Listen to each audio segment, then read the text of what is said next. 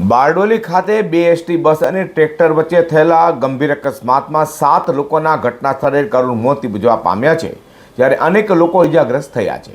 અકસ્માત બાદ એક એસટી બસ પલટી મારી જતા તેમાં આગ પણ લાગી હતી. ગંભીર રીતે ઇજાગ્રસ્ત થયેલા લોકોને સારવાર માટે સુરત નવી સિવિલ હોસ્પિટલ ખાતે ખસેડવામાં આવ્યા છે.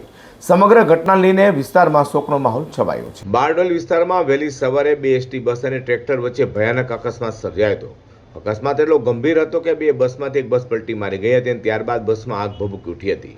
આ દુર્ઘટનામાં 7 લોકોના ઘટના સ્થળે જ કરુણ મોત નીપજ્યા હોવાનું સામે આવ્યું છે, જ્યારે અનેક મુસાફરો ઇજાગ્રસ્ત થતા બચાવ કામગીરી હાથ ધરાઈ હતી. ઘટનાની જાણ થતાં જ પોલીસ, ફાયર બ્રિગેડ અને 108ની ટીમ તાત્કાલિક સ્થળ પર પહોંચી હતી અને ઇજાગ્રસ્તોને બહાર કાઢી સારવાર માટે હોસ્પિટલ ખસેડવાની કામગીરી શરૂ કરી હતી. અકસ્માતમાં ઇજાગ્રસ્ત થયેલા 8 લોકોને વધુ સારવારથી સુરત નવી સિવિલ હોસ્પિટલમાં ખસેડવામાં આવ્યા હતા, જ્યાં તબીબોની ટીમ દ્વારા તેમની સારવાર ચાલી રહી છે. અકસ્માતના પગલે વિસ્તારમાં ભારે અરેરાટી પણ ફેલાઈ ગઈ હતી અને ઘટનાસ્થળે લોકોના ટોળે ટોળા ઉમટી પડ્યા હતા. હાલ પોલીસ સમગ્ર મામલે વધુ તપાસ કરી રહી છે.